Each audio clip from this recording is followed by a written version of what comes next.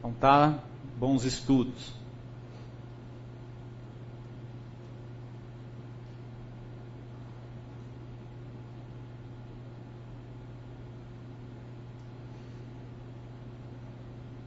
Pronto lá?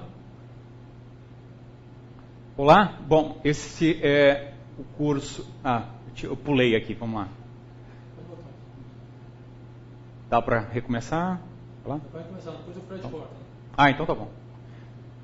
Olá, este é o curso de métodos numéricos. Eu preparei aqui uma pequena revisão de 2, 3 conceitos discutidos no curso. Basicamente, a função convexa, que nós utilizamos em alguns momentos, por exemplo, quadrado mínimo, para falar do mínimo de função. E, em particular, usamos propriedades de função logarítmica. Bom, então, rapidamente revisaremos esses conceitos. Então, o primeiro aqui, função convexa, a intuição está basicamente indicada nesse gráfico. Quer dizer, a função é convexa sempre que, a partir do gráfico da função, sempre que eu desenhar, colocar quaisquer 2 pontos, o segmento ligando esses 2 pontos está acima da curva da função. Então, por exemplo, aqui o P1 e o P3, e aqui o segmento P2, P4. Ele está acima da curva. Bom, então isso aqui é uma função convexa. Esse conceito, na verdade, generalizável para dimensões maiores, e formalmente ele poderia ser expressado dessa maneira. Então, para a função ser convexa, é necessário que eu pegue para quaisquer pares de ponto no domínio considerado, essa combinação linear a partir de um coeficiente entre 0 e 1, então se eu fizer lambda da primeira imagem mais 1 menos lambda da segunda imagem, então aqui está o x1, aqui está o x2, o lambda do f de x1 está aqui, e 1 menos lambda do f de x2 vai, na verdade, corresponder a esse ponto no segmento entre x1 e x2, é esse ponto aqui. Bom, então, essa combinação linear, que basicamente é um ponto do segmento de reta ligando x1 e x2, portanto, essa indicação desse segmento aqui, e, por exemplo, um ponto qualquer aqui em azul. Isso tem que estar acima da imagem da função aplicada na combinação linear que gera o ponto do domínio. Ou seja, aqui está a combinação dos pontos do domínio e aqui a imagem pela curva. Então, esse ponto vermelho, que é o da curva, tem que estar abaixo da combinação linear. Então, é essa expressão. É interessante reescrever essa expressão aqui para perceber que realmente ela é uma combinação linear, é o segmento, são pontos desse segmento. Eu vou rearranjar essa expressão observando aqui, separando o coeficiente lambda. Então eu vou separar lambda que multiplica fx1, que está aqui, e menos lambda que multiplica fx2, que está aqui, lambda fx2, negativo. E aí sobrou o quê? Sobrou 1 do fx2. Então é fx2 lambda que multiplica fx1 menos fx2. Lembrando que o lambda está entre 0 e 1, o que ocorre? Então é basicamente esse ponto aqui, x2, fx2. Se eu tomar lambda igual a 0, eu estou no fx2. Se, por exemplo, eu tomar lambda igual a 1, vai ficar fx2 menos fx2, 0, e vai sobrar fx1. Então eu estou andando nessa direção. Isso é realmente andar no segmento de reta, que está indicado aqui. Então, por exemplo, se eu tomar lambda igual a meio, eu estou no meio do caminho, eu estou nesse ponto, mais ou menos nesse ponto aqui. Bom, então, função convexa é isso. Algebricamente é matematizada dessa maneira aqui. É basicamente uma combinação linear, só que com coeficientes tomados entre 0 e 1. Lambda e 1 menos lambda. Se o lambda está entre 0 e 1, 1 menos lambda também está entre 0 e 1. Um exemplo de função convexa essa função x2, x ao quadrado. Então, se tomarmos, por exemplo, pegando aqui um software para desenhar, tomando então x ao quadrado, então essa curva aqui, essa função que está aqui, ela é convexa. Se eu pegar quaisquer segmentos, desenhar, o segmento vai ficar acima do correspondente da curva. Bom, esse é um exemplo. Um outro exemplo, e elevado a x.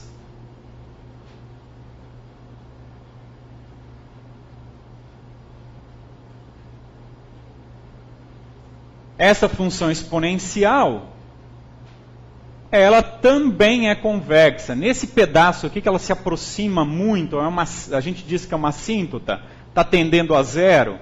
Quando o x tende a negativo, né, essa potência aqui, quando a potência do x aqui vai para menos infinito, basicamente então eu estou fazendo o quê? E elevado a um número muito grande em módulo negativo aqui, corresponde a 1 sobre o e desse número em módulo, que é 1 sobre um número muito grande. Bom, portanto, está aproximando a zero, é isso aqui. Mas dá para ver que se eu desenhar um segmento de reta nessas partes aqui, vai estar acima da curva. Bom, esse é um outro exemplo. Por outro lado, um contra-exemplo é essa função log em qualquer base. Por exemplo, vamos pegar aqui o log, basicamente o inverso dessa função aí, que está desenhada, e elevado a x, o log na base e.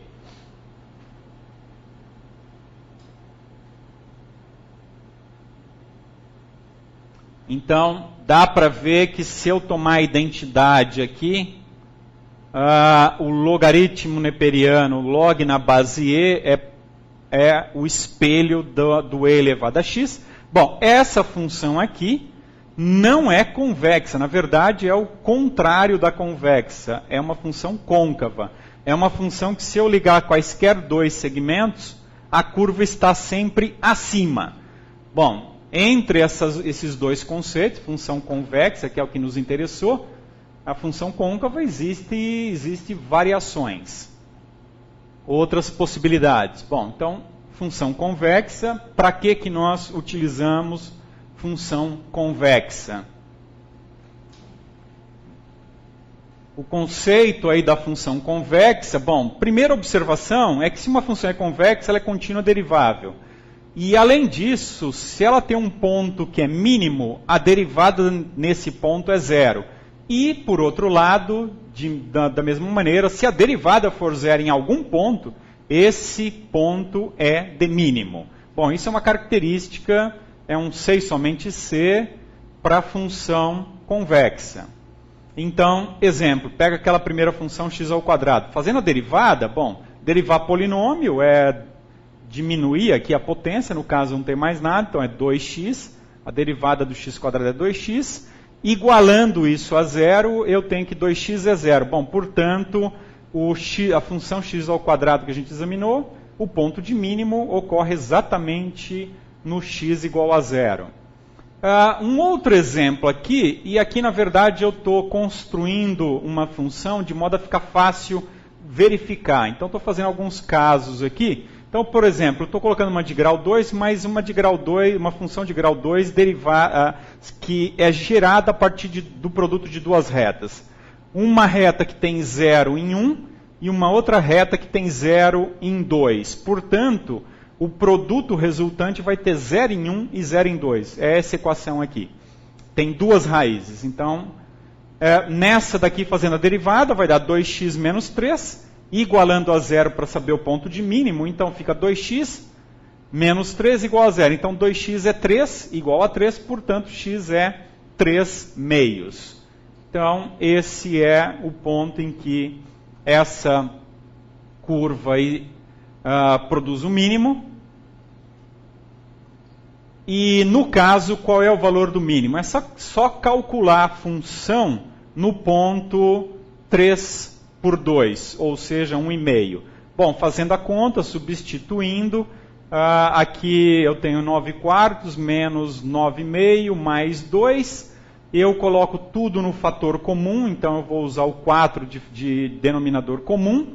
Então eu tenho que multiplicar isso aqui por 2, dividir por 2, e tenho que multiplicar isso por 4, dividir por 4. Então, o 9, o quadrado aqui, 18, e 4 vezes 2 apareceu o 8 aqui. Bom, fazendo essa operação, vai sobrar menos 10 mais 9, menos 1. Então, menos 1 quarto, esse aí é o mínimo, é o valor mínimo para a função x² menos 3x mais 2, que é atingido quando x é 1,5. Bom, só para revisar, o que é a função log? Bom, a definição do log está, lembrando aqui, o log de x na base b é um número y, se e somente se a base b elevado a esse y recuperar o número x. Bom, então observe que se eu tiver bases positivas, a função log produz sempre um número positivo. É interessante testar isso aí, ou dito de outra forma, não existe um número real y de tal forma que b positivo elevado a y dá negativo. Então, é uma maneira de visualizar que essa função é sempre positiva. Outra observação, ainda tomando b positivo, se eu tiver agora um número x estritamente menor que a unidade, bom, então o log está definido só para os x maiores ou iguais a zero, maiores que zero, eu estou pegando aqui um que é menor que a unidade. O que ocorre? Vai ocorrer que o logaritmo desse x vai ser um número y, que se eu pegar um x bastante pequeno aqui, isso vai se aproximar de zero. Como é que eu vejo isso? Bom, lembrando então a definição, o log de x é y, quando b elevado a y é x, só que esse x aqui é um número menor que 1. Então, se eu fizer ele se aproximar de zero, o que significa? Isso aqui se aproxima de zero se o b é positivo, quando, em geral, o y é negativo. Então, eu poderia escrever dessa maneira, um modo de enxergar. Então, isso aqui vai se aproximar do zero se eu tomar um x aqui cada vez menor que a unidade. Bom, outra propriedade interessante que a gente utilizou é que o log do produto é a soma dos logs. Como é que a gente vê isso? Aplica a definição. Bom, pega o logaritmo em qualquer base b, logaritmo do alfa, logaritmo do beta. Bom, isso aqui eu vou chamar que é uma imagem y de alfa, e essa aqui eu vou chamar que é uma imagem y de beta. Pela definição, o que eu tenho?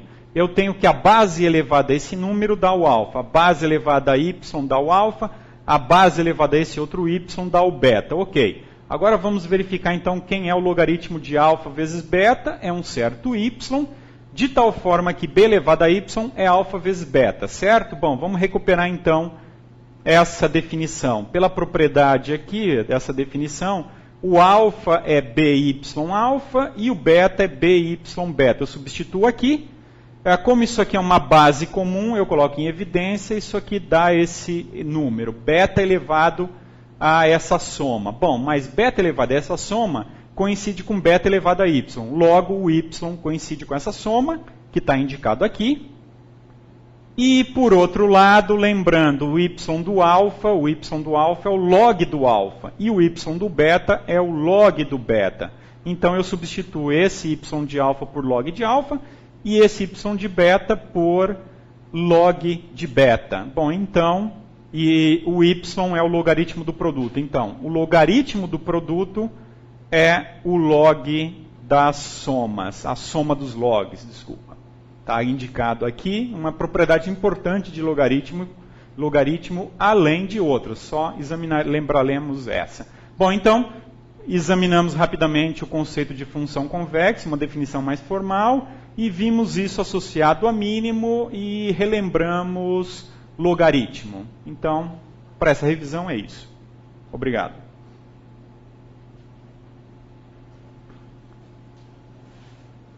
Agora vamos ver o segundo pedaço.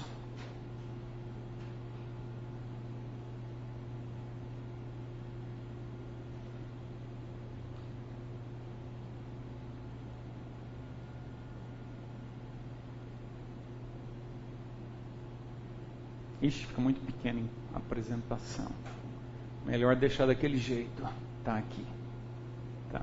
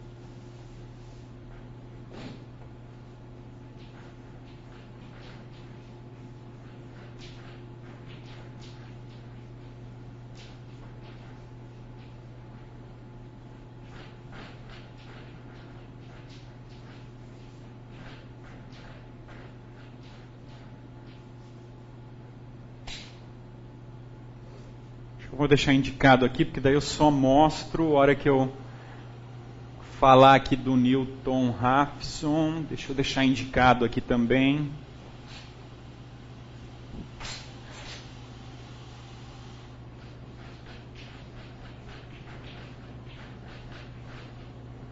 Acho que esse aqui não fica muito visível, né?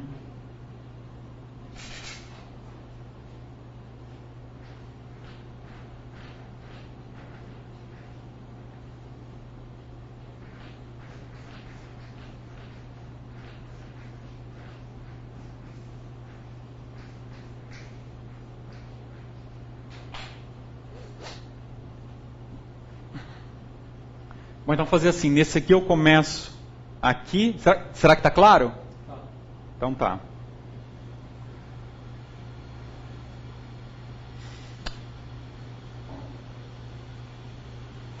Vamos lá?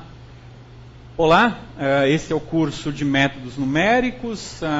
Neste vídeo examinaremos um exemplo, um exercício de obtenção de raiz, utilizando o método de Newton-Raphson. Bom, então só para lembrar, isso aqui é um método iterativo e ele tem sempre esse formato. Eu calculo um ponto na iteração k mais 1 como sendo a imagem aí, usando uma transformação em cima do ponto da iteração k. Bom, então por isso eles são iterativos.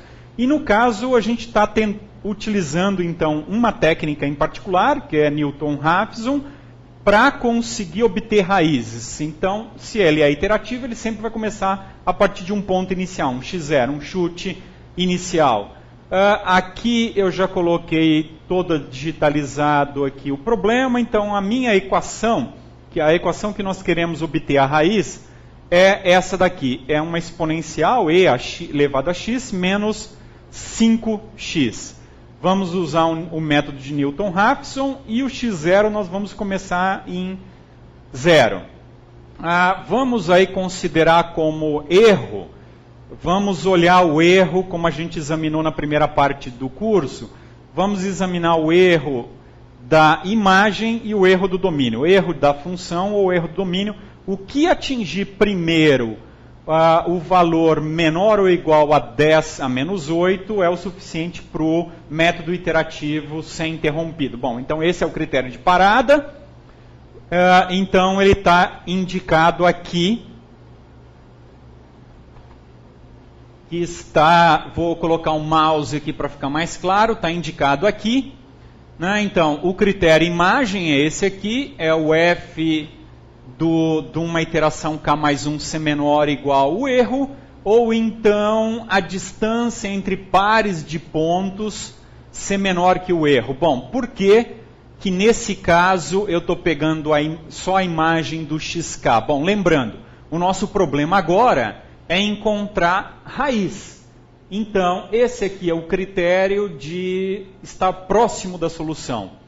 Se a imagem no ponto xk mais 1 é perto do zero, então é o suficiente parar. Ou, se entre um passo e o próximo, entre um ponto e o próximo, o tamanho do passo foi tão pequeno que não justifica continuar. Bom, então esse é o segundo critério. Então, qualquer um dos critérios que for satisfeito primeiro, o algoritmo vai parar. Bom, então, lembrando, qual era a fórmula do Newton-Raphson? Qual era, então, aquela função g indicada há pouco? É sempre assim. O ponto na iteração k mais 1 é o ponto da iteração k menos essa divisão. É a imagem no ponto k dividido pela derivada da imagem no ponto k. Então vamos lá, a função era essa daqui, a derivada dela é isso aqui, né? A derivada da função e de x é ela própria e a derivada de 5x é 5. Bom, nós estamos somando. A derivada da soma é a soma das derivadas, isso é uma relação linear.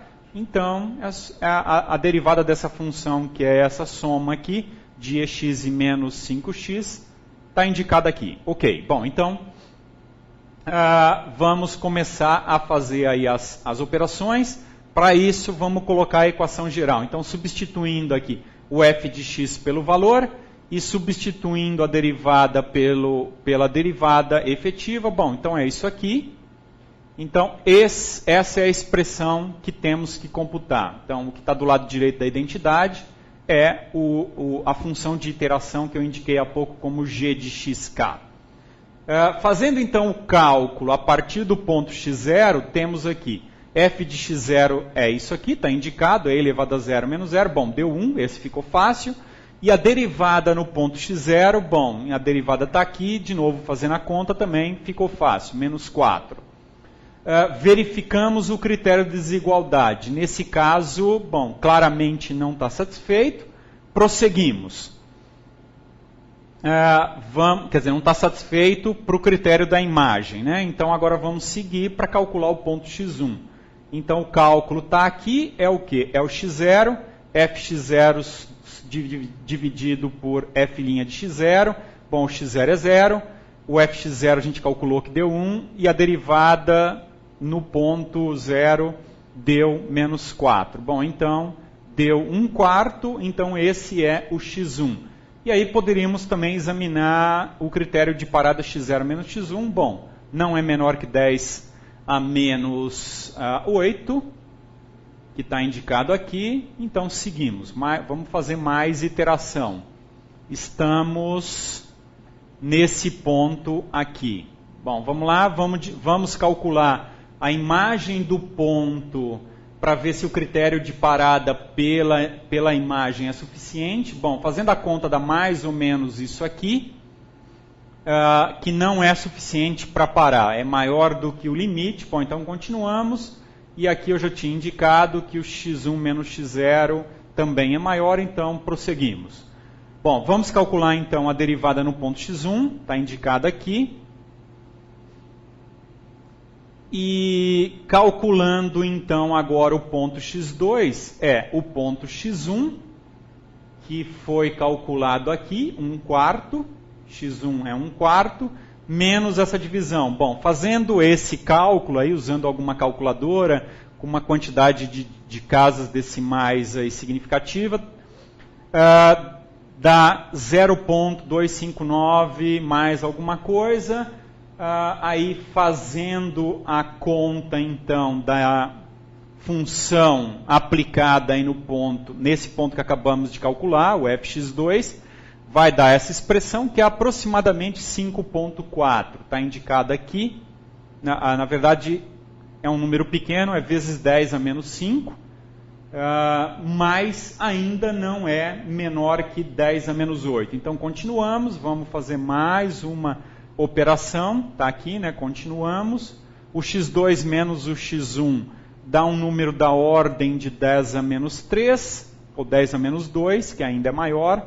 Então, mais uma iteração. Bom, vamos lá. A derivada no ponto x2 deu aproximadamente esse número, menos 3, 7, alguma coisa.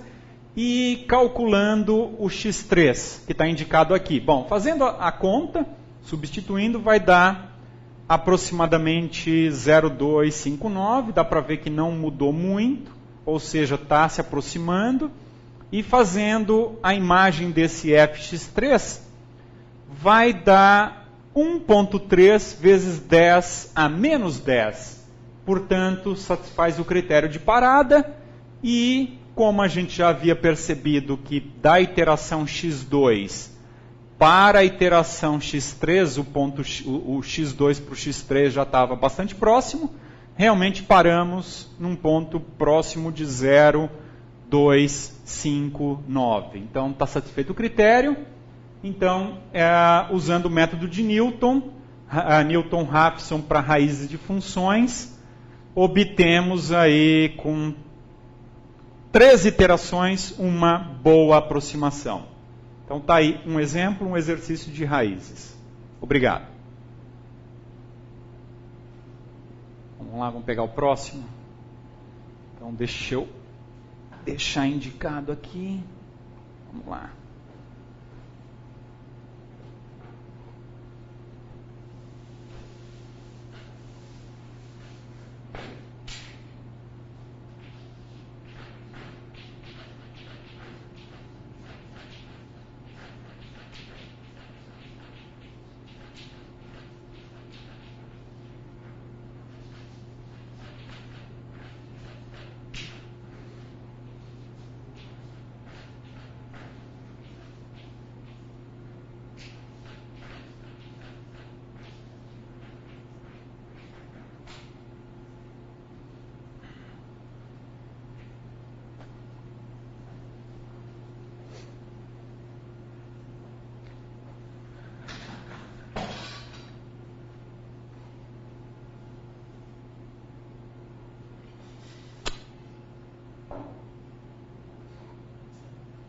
Vamos lá de novo? A gente começa aqui.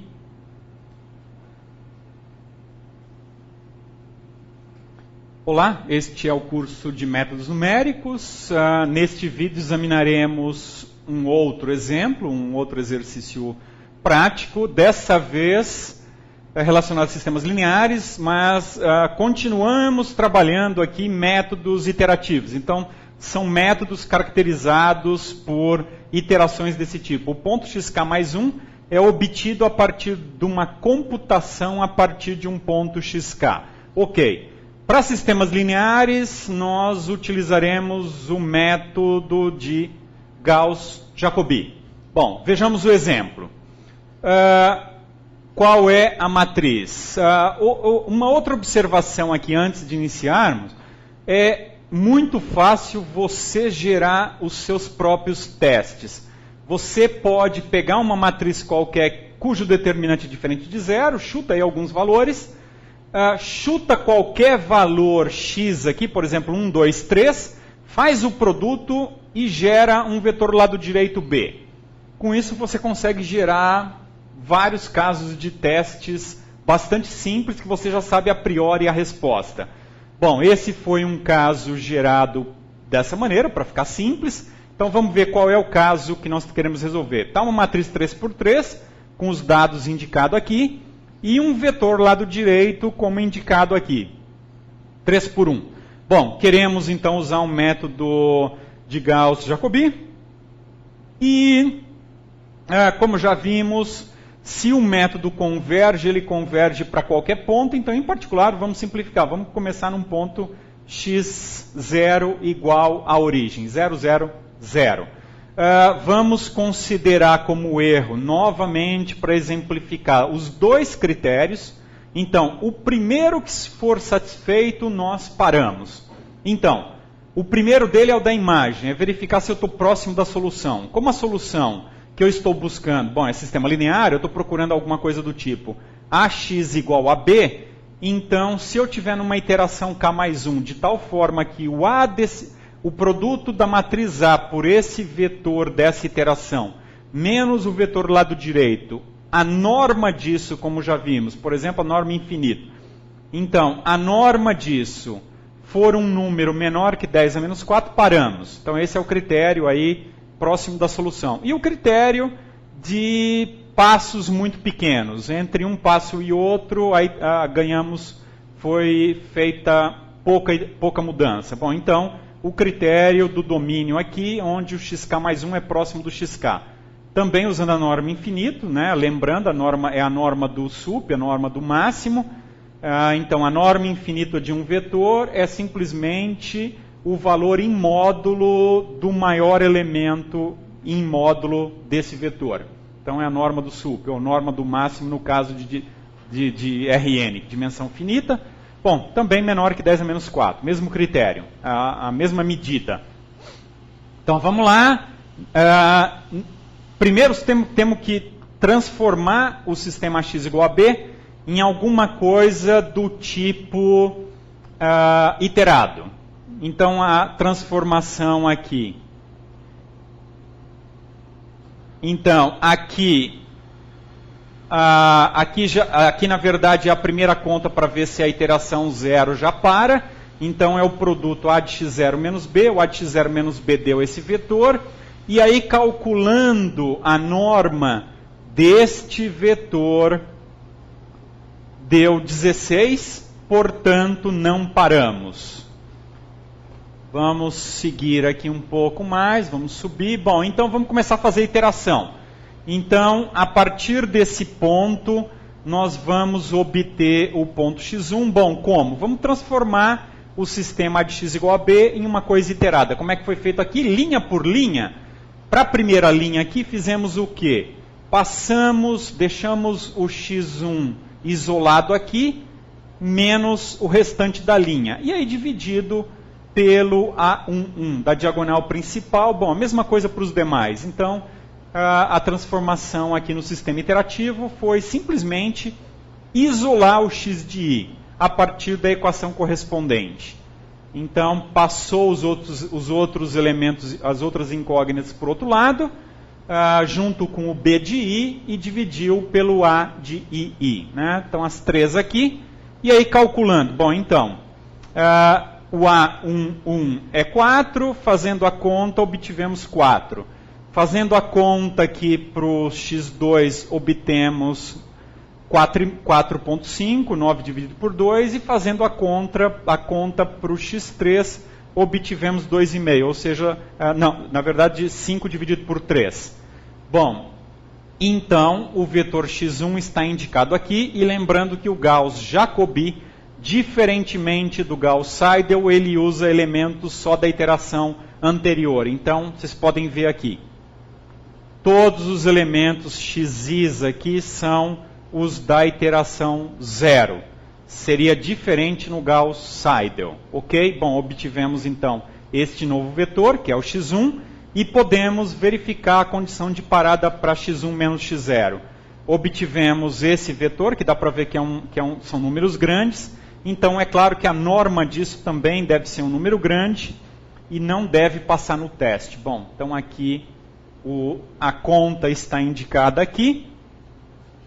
A conta está indicada aqui, que é o x1 menos x0, que deu 9,5, portanto não passou. E o teste de proximidade da raiz. Então, A de x1 menos b. Bom, fazendo a conta A de x1 menos b, façam aí, confiram de fato, né? Refaçam aqui essas operações em detalhe. Deve dar 13 terços, que também é maior. Então, precisamos fazer mais iterações.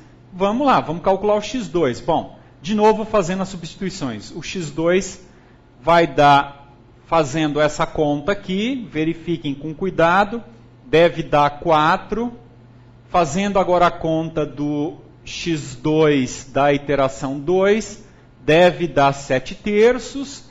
E fazendo a conta de quanto que dá o x3 da iteração 2, deve dar 3. É bom vocês conferirem essas contas. O processo é esse. Pode eventualmente, vocês têm que tomar cuidado, que eventualmente podem cometer um engano nas operações aritméticas aqui. Bom, então, continuando. O x2, então, foi 4, 7 terços, 3. Verificando a condição de parada para domínio x2 menos x1, deu este vetor aqui, que dá para ver que ainda é razoavelmente grande. Bom, não vai passar no teste, está indicado aqui. O módulo, a norma infinito dele deu 13 sexto, que é bem maior do que 10 a menos 4. E fazendo a conta A de x2 menos B, está aqui a matriz A, está aqui o x2 calculado, menos o lado direito B. Bom, a gente deve chegar nesse vetor aqui, que está sendo reduzido, mas ainda é grande. Não passou no teste da parada. Então, 20 terços ainda é maior. Bom, então, né, a norma infinita é simplesmente pegar o máximo. Né? O máximo de 0, 20 terços, e 0 é 20 terços. Nesse caso aqui, a norma infinito do maior aqui é o 13 sextos. Né? Deu 13 sextos aqui, ok? Bom, então vamos fazer mais uma iteração. x3. Calculando o x3, está aqui a expressão. Está aqui a expressão. Temos isso aqui. Novamente deu 4 para o primeiro passo. O x2 deu menos 1, outro número bem comportado. E o x3 deu o número 3, outro número bem comportado. Bom, por que esses números foram bem comportados? Porque, na verdade, o caso de teste que a gente gerou para ele, eu e o Rafael, na verdade o Rafael que produziu esse aqui, ele foi exatamente feito com esses valores mais, digamos, simples, né? 4 menos 1 e 3, e aí então está aqui o x3, pelo critério de parada pelo domínio não é suficiente, mas quando a gente faz a contabilidade pela imagem, pela proximidade da solução, o AX3 menos B, coloca aí e faz a substituição. Matriz A vezes o 4 menos 1, 3, menos o lado direito. Bom, então esse produto aqui você vai ver que dá 16, 9 e 5, portanto 16, 9 e 5 menos 16, 9 e 5, vetor 0, bom, o 0 certamente é menor estrito que qualquer epsilon estritamente positivo, atingiu o critério de parada. Então, essa é a solução pelo método de Newton de Gauss-Jacobi para obtenção de soluções de sistemas lineares por métodos iterativos. Bom, então, é isso para esse exercício. Obrigado, até o próximo. Então tá, vamos lá. Está indo rápido. Deixa eu ver.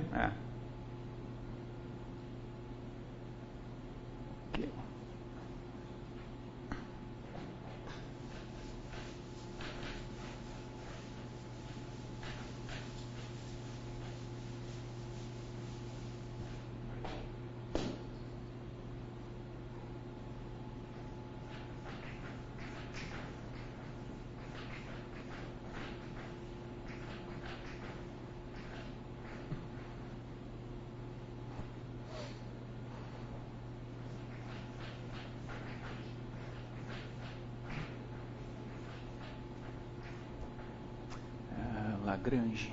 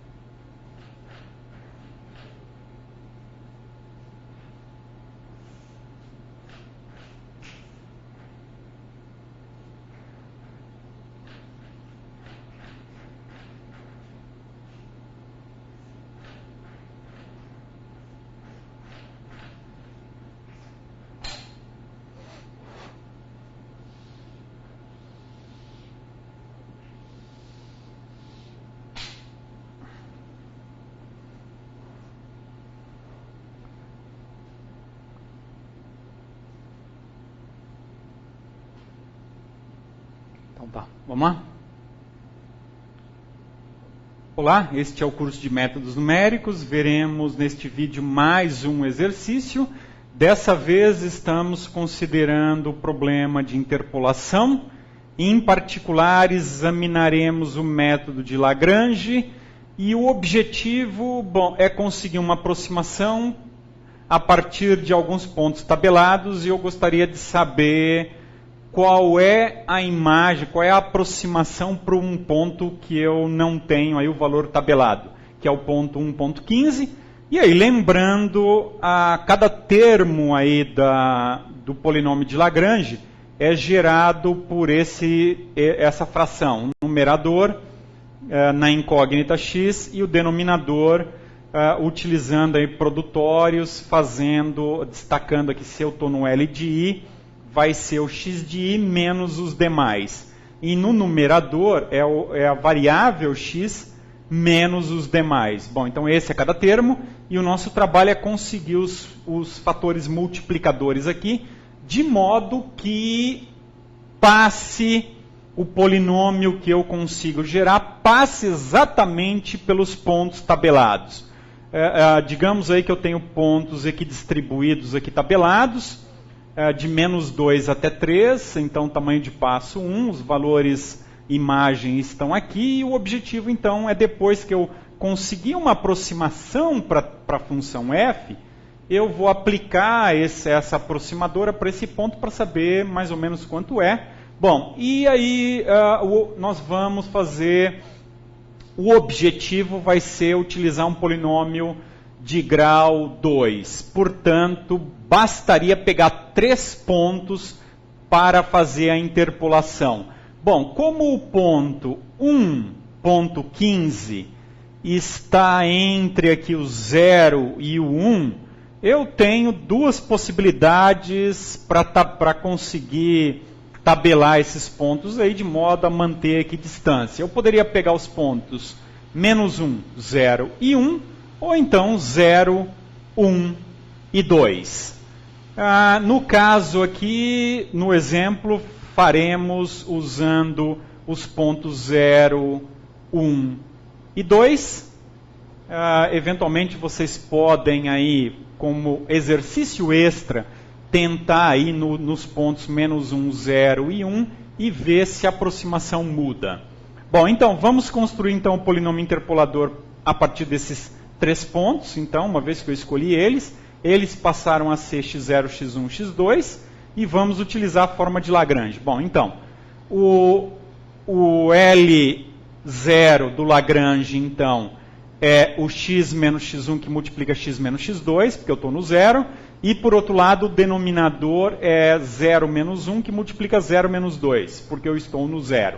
Bom, fazendo a conta, fica x menos 1 que multiplica x menos 2, dividido por menos 1 que multiplica menos 2, então, portanto, vai dar 2 aqui. Bom, e aí dá x menos 1 que multiplica x menos 2.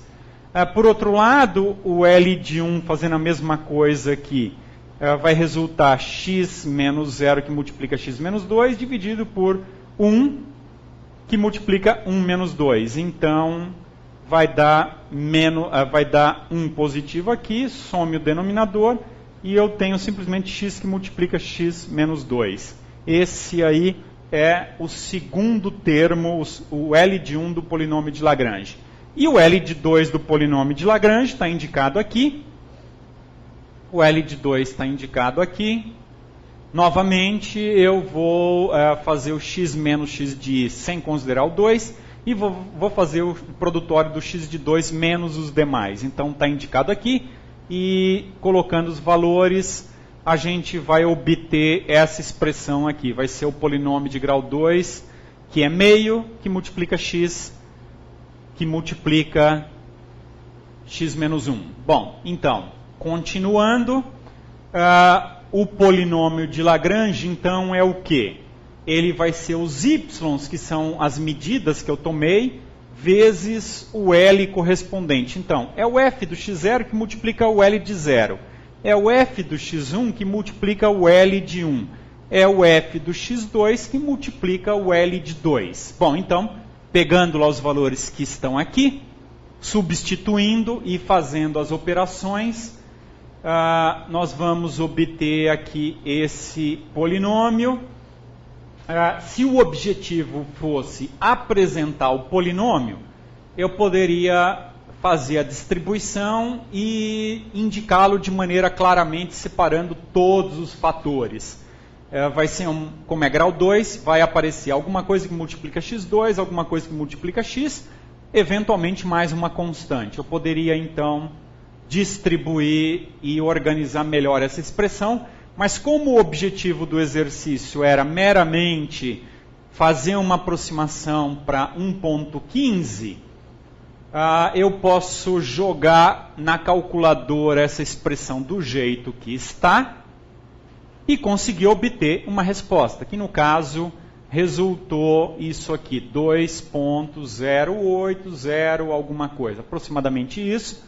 Bom, então essa é a aproximação para esse problema, fazendo então a interpolação utilizando o método de Lagrange para 3 pontos, gerando, portanto, um polinômio de grau 2, e lembrando que eu estava interessado numa extrapolação, conseguir um ponto, o valor aproximado em um ponto que não estava na tabela obtida. Bom, então não deixamos explícito aqui qual era o polinômio final. Entretanto, se o objetivo fosse obter o polinômio final, eu deveria fazer a distribuição, fazer os reagrupamentos aqui e deixar numa forma, digamos, mais simpática o polinômio de grau 2 resultante. Bom, então esse é mais um exemplo, mais um exercício. Como eu disse, vocês podem gerar casos testes. Para esses casos aqui de interpolação, vocês também podem gerar casos testes. Vocês podem pegar alguma função conhecida, calcular aí as tabelas para obter um resultado, digamos, um teste bastante simples. É interessante você usar como função original um polinômio, o próprio polinômio. Por exemplo, um polinômio de grau 2. Aí pega 3 pontos desse polinômio e vê se o teu método recupera. Se você fizer as contas corretas, lembrando um teorema que já examinamos aí devido lá à matriz de Van de Monde, a solução é única. Então você vai obter exatamente o mesmo polinômio. Então é uma maneira simples de você gerar casos de testes para verificar se você consegue operar corretamente com a técnica. Ou seja, será que você consegue recuperar o polinômio que você arbitrou, chutou? Dessa maneira você consegue fazer muitos exercícios sabendo a priori a resposta. Então é isso, bons estudos. Então tá, deu. Agora só precisamos copiar.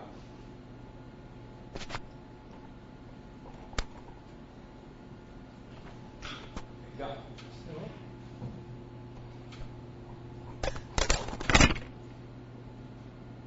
Tem até um pendrive aqui, eu posso pegar esse aqui e passar para o meu.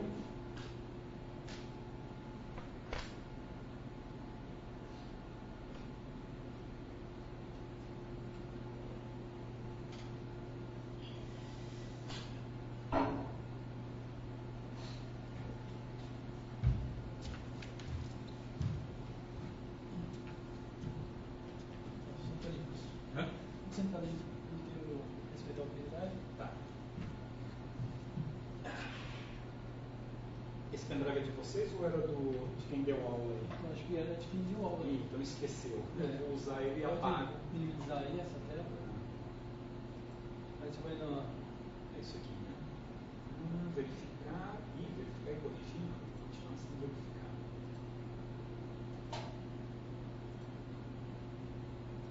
Esse aqui é o do pendrive. E onde está aqui o do... Agora clica ali na pastinha amarela. Tá.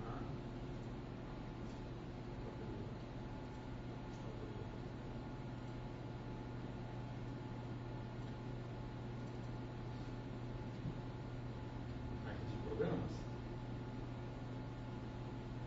estava onde ele está, imagens, documentos, FreeMake, Pinnacle Video Spin. Será que é esse? My Project.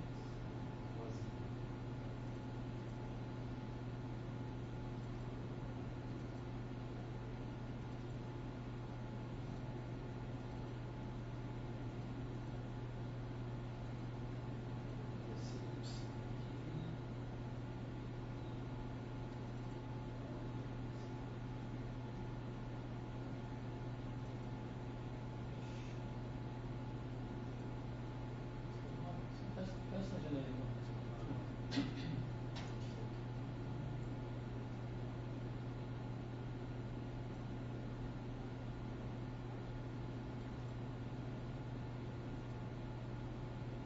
Você gravou? Gravou. Aqui. Nossa, está em área de trabalho, IPT em USP. Ixi, isso é bem complicado de bateria aqui. Área de trabalho, IPT em USP. APP Data.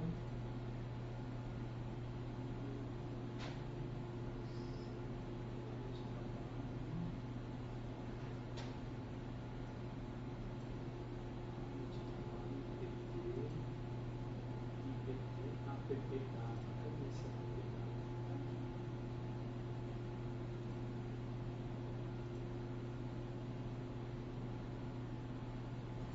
Está aparecendo, não deve ter permissão. Deixa eu personalizar. Está bloqueado. Não dá para mandar visualizar aqui todos os arquivos. Tem um diretório, esse diretório aqui não aparece.